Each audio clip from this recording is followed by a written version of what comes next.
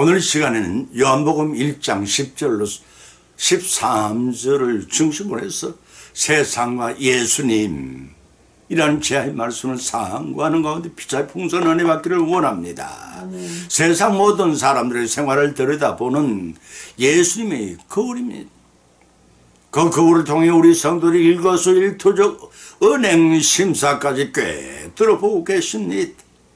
과연 주님의 거울에 비춰진 우리의 모습은 어떤 것이라 여러분은 생각하십니까? 프랑스 카페에서 헌술한 차림새의 노인이 신문을 열심히 읽고 있었습니다. 그 옆에 앉았던 어느 노신사가 어깨 너머로 거의 노인이 열심히 보고 있는 신문을 넘기다 보았습니다. 그런데 신문 종이가 많이 바랬고 아래 위가 찢어졌을 뿐 아니라 이슈가 될 만한 내용도 없고 신문 발행 날짜를 보니 수십 년 전 신문이었습니다. 노신사가 하도 궁금해서 노인에게 물어보았습니다. 여보시오 노인자, 보시는 신문이 오늘 저녁 석간인 줄 알았더니 몇십 년 전 것이 아니오? 그때 그 노인은 이렇게 대답했습니다.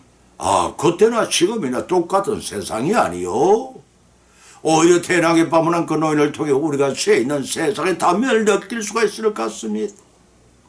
그러나 우리는 성경을 통해 하나님이 또 하나의 세상을 사랑하심을 알 수가 있습니다.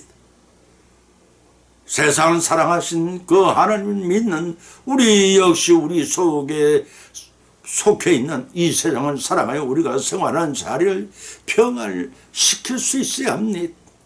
그런데 이 세상이 예나 지금의 똑같은 세상이라면 그 책임은 누구에게 있는지 분명하지 않겠습니까?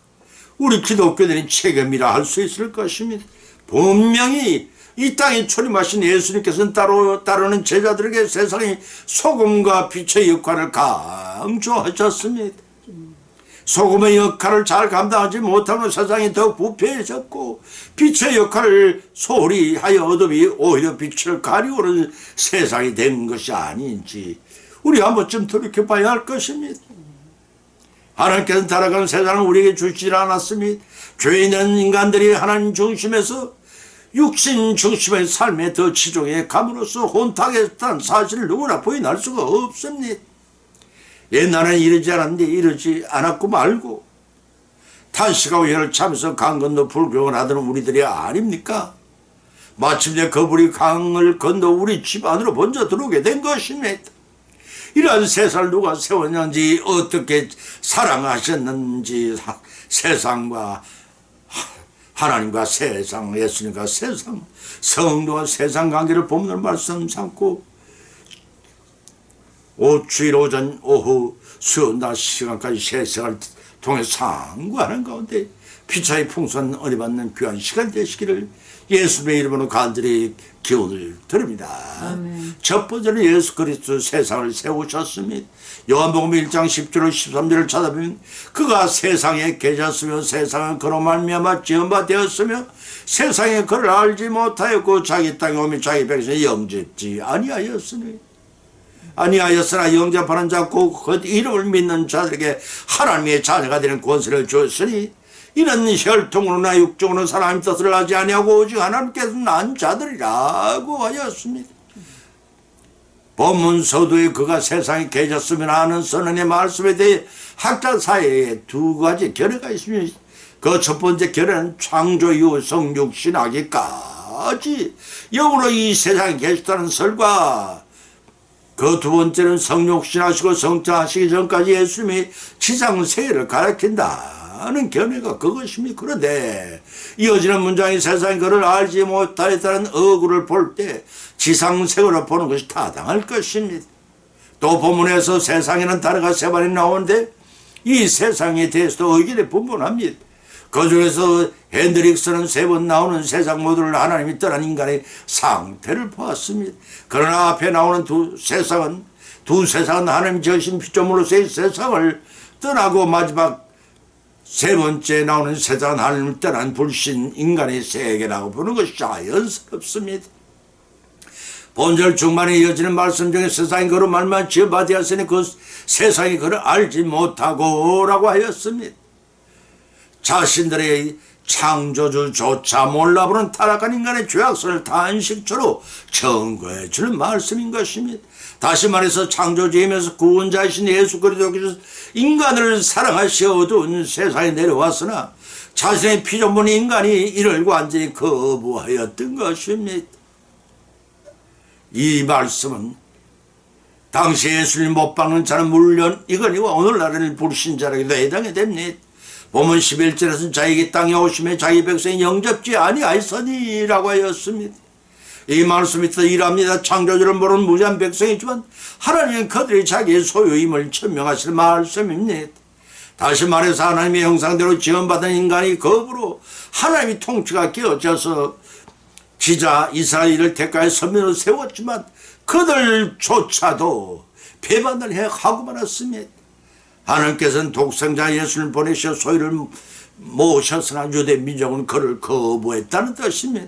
그러나 하나님께서는 본문 12절 말씀하시를 영접하는 자 그 이름을 믿는 자들에게 하나님의 자녀가 되는 권세를 주셨으니 라고 하셨습니다.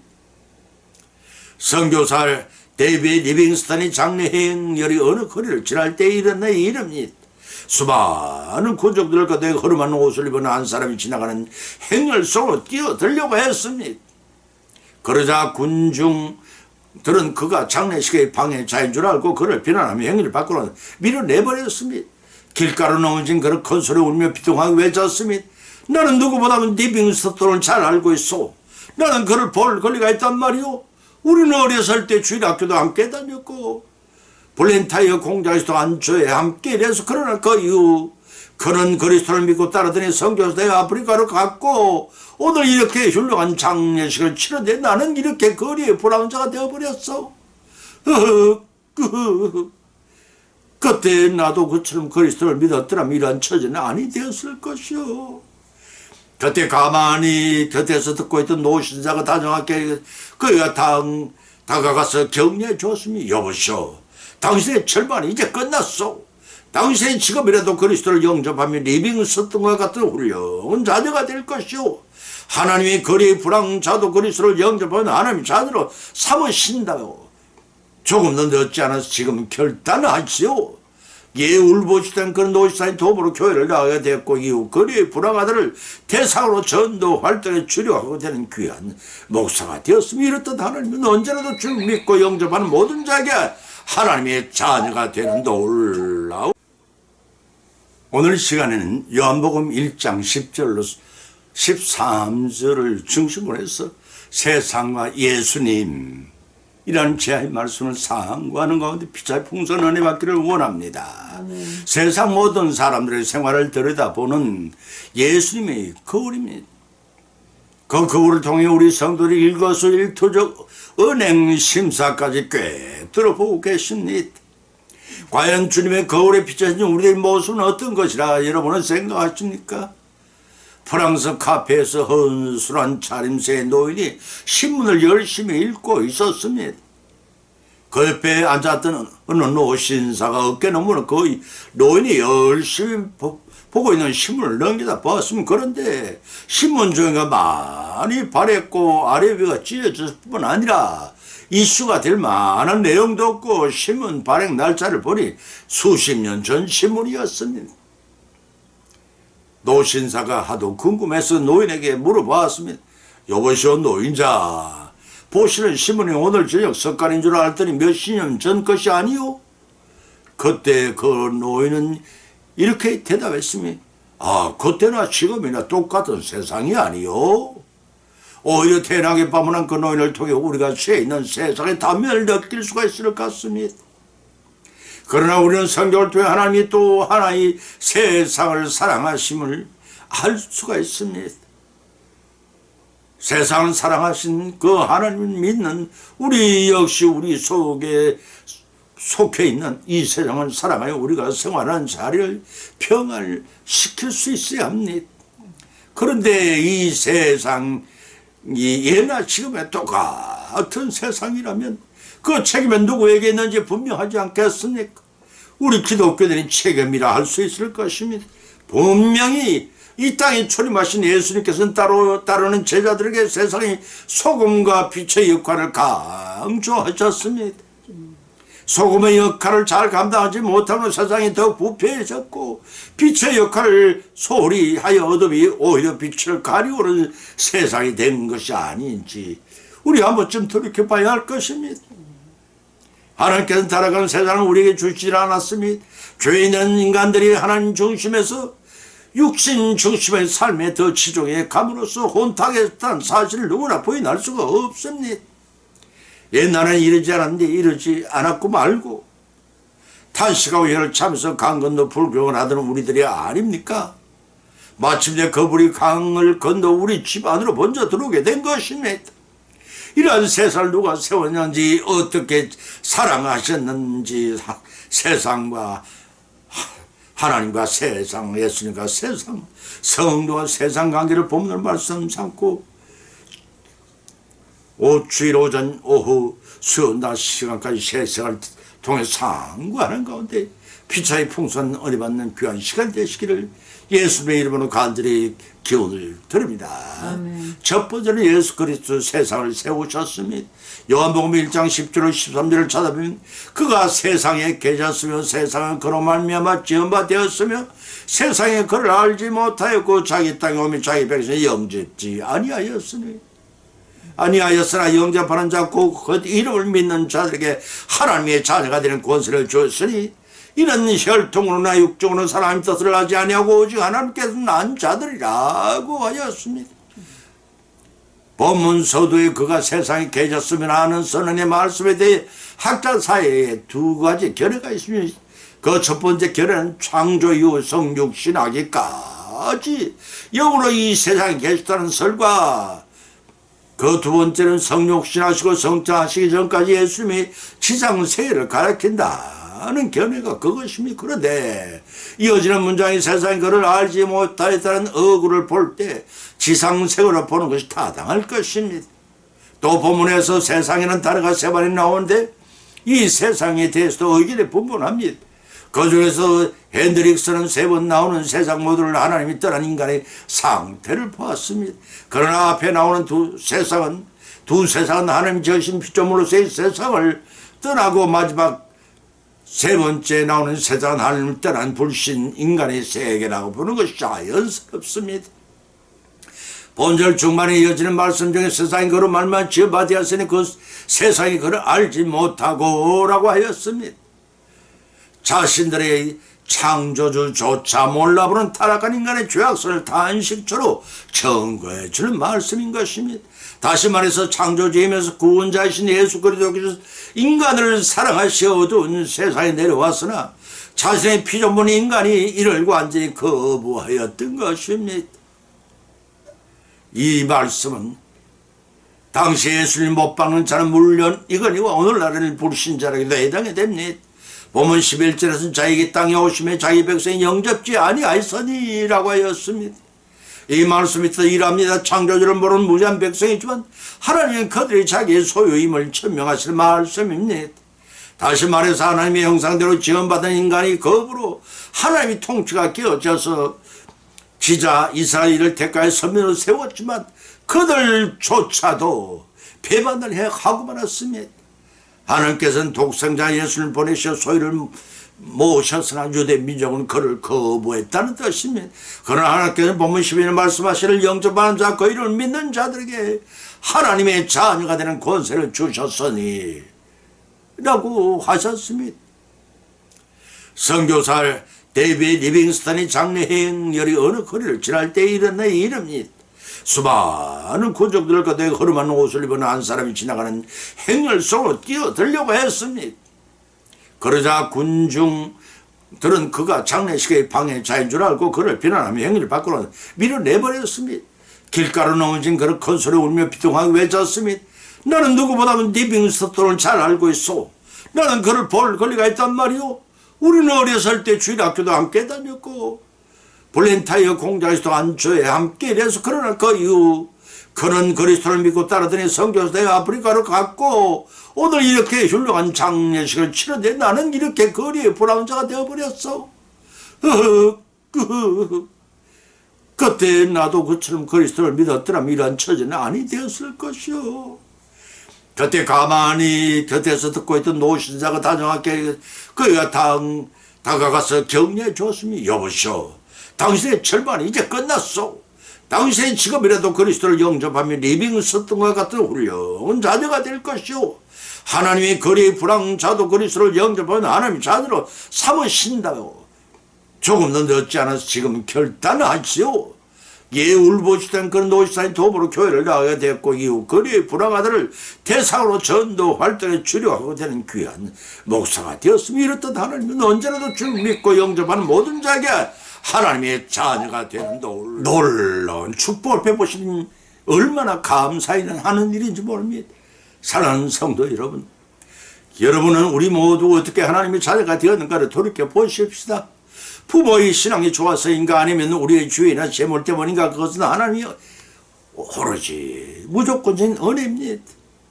그래서 보면 14절에 있는 혈통이나 육조는 사람의 뜻으로 나지 아니하고 오직 하나님께 난 자들이라고 기록하고 있는 것이면, 사람들이 구원받는 것은 혈통도 아니고 육신의 정조로도 아니고 더더구나 사람의 뜻은 나지 아니하고 하나님이 은혜로 예수님을 영접함으로써 하나님의 자녀가 되었다는 말씀입니다. 그리스도께서 세상을 세우신 것은 타락한 죄인들을 하나님 백성으로 다시 돌아오게 하는 데 목적이십니다. 그 죄인들은 바로 우리들입니다. 이를 알고 구원하신 주님의 은혜에 감사와 찬미를 세세뭉터를 돌리는 우리 모두가 되시기를 예수님의 이름으로 축원드립니다. 두 번째는 예수 그리스도께서 세상 죄를 지고 가셨다고 했습니다. 요한복음 1장 29절 찾아보면, 이튿날 요한이 예수께 자기의 나오심을 보고 가로되, 보라, 세상 죄를 지고 가는 하나님의 어린 양이로다 라고 하였습니다. 세례 요한은 구약과 신약을 이어주는 선자입니다. 특히 그는 메시아로 오실 예수님의 길을 평탄게 하러 온 구약의 최종 선지자였습니다. 세례 요한은 세상 죄를 지고 가는 하나님의 어린 양이라는 묘사를 통해 이스라엘 백성의 출애굽을 온전히 성취시킨 유월절의 어린 양이 바로 예수 그리스도라고 언급하고 선언하고 있는 것입니다. 이런 예수 그리스도께서 하나님 백성들을 죄악된 세상에서 영생의 세계로 인도하시기를 청한 말씀이기도 합니다. 구체적인 방법으로는 문설주의 피를 피해 어린 양이 희생되었듯이 하나님의 어린 양 또한 세상의 죄를 대속하기 위해 골고다의 십자가에서 죽음을 감당하시게 된 것. 출애굽기 12장 3절과 이사야서 5장 11절, 예레미야서 10장 19절입니다. 이렇게 요한은 공간 복음에서 다루지 못한 세례 요한의 증거를 보다 구체적 증감으로써 예수님이 참된 그리스도의 힘을 알리고 계십니다. 여기서 주목할 사실은 예수님 메시아 그리스도의 힘을 알리고 있다는 것입니다. 본문의 말씀 19절에 27일 예수님께서 대한 간접 증언의 성격을 뗀 반면 세례 요한은 예수 그리스도를 직접 증언하고 있습니다. 세상 죄를 지고 하는 어린 양이라더란 말이 인류의 속죄 사역을 관계라도 명확하게 설명하고 있습니다. 이는 현재만이 아니라 과거 미래에 발생한 세상의 모든 죄를 십자가를 통해 지신 것입니다. 예수 그리스도께서 칼보리 곧 골고다에서 한 번 죽으심으로 영원한 속죄를 이루신 것은 두말할 여지도 없지만 속죄는 동시에 영원한 과정이기도 하다는 진리를 시사해 줍니다. 이 말씀은 이사야 53장 7절에서 그가 곤욕을 당하여 괴로울 때에도 그 입을 열지 아니하였으며 마치 도수장이 끌려가는 어린 양과 틀을 깎는 자 앞에 잠잠한 양같이 입을 열지 아니하였도다 라는 단식의 예언의 말씀을 기차게 됩니다. 그것은 신약에서도 마찬가지입니다. 본문 29절 36절 사도행전 8장 32절과 베드로 전서 1장 19절에서 하나님의 어린 양이란 말이 네 번에 표현됐는데 이 표현 모두를 예수님께 적용시킵니다. 그뿐 아니라 신약의 여러 곳 마태복음 8장 17절 누가복음 22장 37절 요한복음 12장 38절 사도행전 8장 31절 35절 베드로전서 2장 20절 24절에서 이사야 54에 나오는 고난의 종을 예수님께 적용해 예수님께 세상 죄를 해결하실 어린 양임을 누차 반복하고 강조하고 있는 것입니다. 헬라 원문에서도 하나님의 어린 양과 세상을 지고 가는 분이 동격으로 나타나 있음 따라서 본문 29절 세상 죄를 지고 왔는 하나님의 어린 양의 말씀은 예수 그리스도 성자로서의 위치와 그 사명을 분명히 하고 있음을 알 수가 있습니다. 그것은 죄악에 빠져 헤매는 이 세상을 은혜와 진리로 변화시킬 유일하신 분임을 우리에게 알려주고 있는 것입니다. 이를 통하여 우리에게 깨닫게 하시는 성령 하나님의 은혜를 잊지 말아야 합니다. 그것은 예수 그리스도는 우리 인류의 죽을 죄를 속죄하기 위해 대속제물로 성육신하셨고 속죄하기 위해 순환의 십자가를 지었으며 부활 성천하심으로 우리에게 영생의 소망을 주신 것입니다. 그런 의미로 분명 우리 주 예수 그리스도는 우리 인간이 저지른 온갖 죄를 지시고 버려진 속죄의 제물로 되셨습니다. 엘리 엘리 라마 사박단이 퍼적하면 나의 하나님 어찌하여 나를 버리시냐니까 라는 예수님의 십자가 위에서 인성으로서의 마지막 절규가 여러분 교회의 쟁쟁이 틀리지 않습니까? 그 절규는 성부 하나님이 독생자 주이시기까지 인간을 사랑하신 희생적인 사랑이면 알고 감사와 참여와 영광을 세세모퉁이를 돌려드리는 우리 모두의 믿음이 되시기를 예수님 이름으로 간절히 축원을 드립니다. 아멘. 세 번째로 예수 그리스도께서 세상에 생명을 주셨습니다. 요한복음 6장 33절과 35절 51절을 찾아보면 하나님의 떡은 하늘에 내려와 세상에 생명을 주는 것이니라. 예수께서 가라사 내가 곧 생명의 떡이니 내게 오는 자는 결코 줄이지 아니할 터요.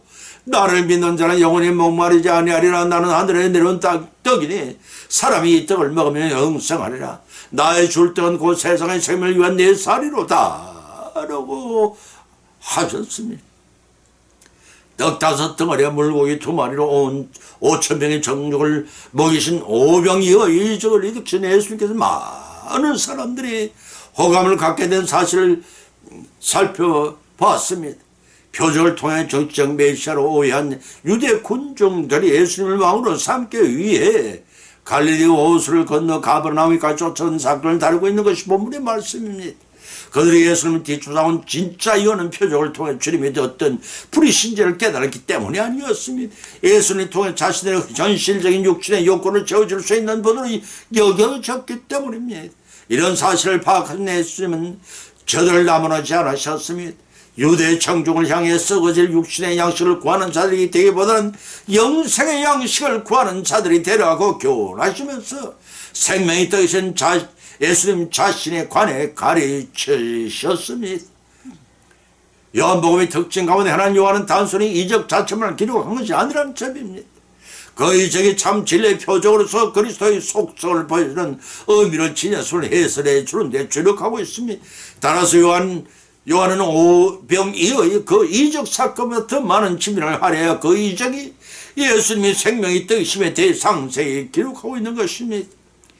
이러한 생명의 떡에 관한 예수님의 교훈은 유대의 군중들로 예수님의 질의 응답 형식 4단계로 구성되었음을 알 수가 있는데 그 첫째는 메시아로 오신 표적을 요구하는 군중들에게 자신의 하늘에서 생명을 주게 내려온 생명의 떡이심을 본문 28절로 30절을 증거하셨고 그 두 번째는 생명의 떡 에로의 초대로서 본문 36절 40절에서 예수님께서 나오는 자에게만 주어지는 하나님 영접하심과 마지막 날에 부활하고 영생의 축복의 초대를 가리키며 그 세 번째는 예수님께서 자신을 가리켜 하늘로 내려온 떡이라 말씀하신 것에 그 반응을 보이는 군중들의 본문 41로 51절에 앞서 언급한 교훈을 재차 교훈하시면서 하늘로서 내려온 산떡이신 자신을 살을 먹으라고 강변하십니다. 그 네 번째는 본문이 51로 59절에서 살아있는 떡이신 예수님의 살을 먹으라는 강변으로 인한 논쟁의 답변입니다. 예수님 그들에게 생명 떡이신 예수님 믿음으로 주어지는 주 안에서의 영적 교제를 강조한 것입니다. 자신의 하늘에 내려온 참 양식이라는 사실을 밝힌 예수님께서 차분히 과거에 출애굽한 이스라엘 백성은 광야에서 먹은 만나와 생명의 떡이신 주님 사이의 차이점을 설명해 주셨습니다. 하늘에 내린 만나는 이스라엘 조상들도 결코 죽음을 피할 수가 없었으나 하늘에 내린 참 양식 다시 말해 인류 구속을 위한 친히 희생 제물이 되실 주님의 자신을 영접하는 자들은 영원한 생명을 얻게 된다는 것을 강조하셨습니다. 그랬더니 그들은 목수 요셉의 아들이자 하늘로 내려온 자가 아들아가 수군거리면 제각기 흩어져 갔습니다. 세상에 어떠한 것도 생명이 참떡이 될 수 없다는 사실입니다. 인생은 육신의 생명을 유지하기 위해 음식을 먹어야 하듯이 영적인 생명을 유지하기 위해 언제나 예수 그리스도 올바른 관계를 맺고 그 영의 양식을 말씀으로 공급받아야만 삽니다. 따지고 보면 세상에 속한 그들은 일시적인 만족을 줄 뿐 오직 예수 그리스도만이 영원하고 참된 만족을 주신다고 요한복음 4장 13절 14절에서 기록하고 있습니다. 다시 말해 주님께서 이 땅에 오신 것은 삶의 진 우리를 잠시 위를 주시기 위해서가 아니라 일평생 지고 사는 죄악의 멍에를 완전히 풀어 영원한 안식을 주시기 위함인 것을 마태복음 11장 28절로 30절 로마서 7장 24절로 8장 2절에 밝히 기록해두고 있습니다. 바꾸고 말하면 예수님 그리스도께서는 세상의 생명은 곧 영생을 주려 오셨다는 뜻입니다. 따라서 누구든 저를 믿는 자는 영생을 얻게 되면 온 세상에 정말 사명이 바로 우리에게 있습니다.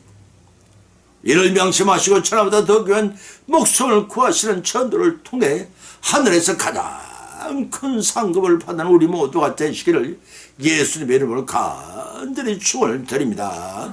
결론을 맺습니다. 오늘의 본 말씀을 통해 피차한 믿음대로 은혜를 받아 또한 세 가지 교훈을 받은 줄 압니다. 그 첫 번째는 예수님께서 세상을 세우시면 그 이름을 믿는 자들을 구원하시고자 하심입니다. 두 번째는 예수님께서 세상을 죄를 지시고 가시면 유월절 어린 양처럼 속죄 제물이 되어서 우리를 구원코자 하심입니다. 세 번째는 예수님께서 세상에 생명을 주신 만나처럼 모두 죽는 떡이 아니라 영원히 죽지 않는 영원한 생명의 떡을 주시고자 하셨습니다.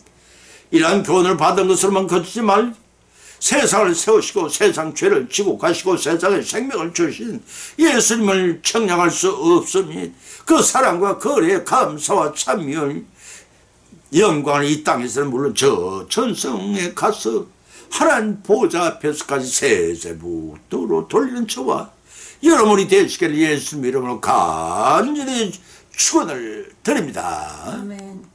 찬송가 455장을 올리겠습니다.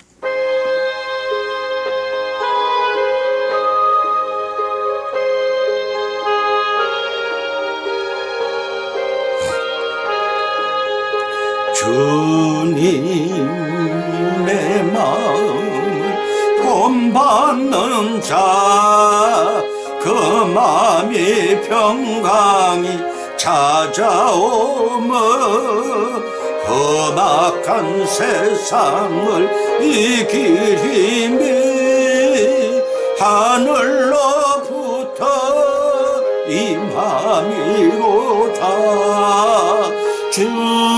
주님의 마음 본받아 살면서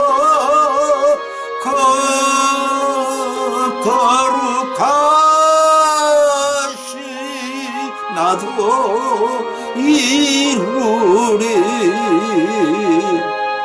주님 모습 내 눈에 안 보이며 그 음성 내 귀에 안 들려도 내 영혼 날마다 주님 만나 신령한 말씀 늘 배우도다.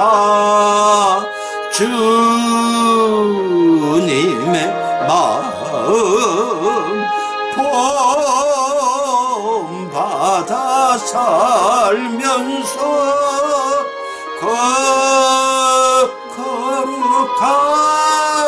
거룩하신 나도 이루리.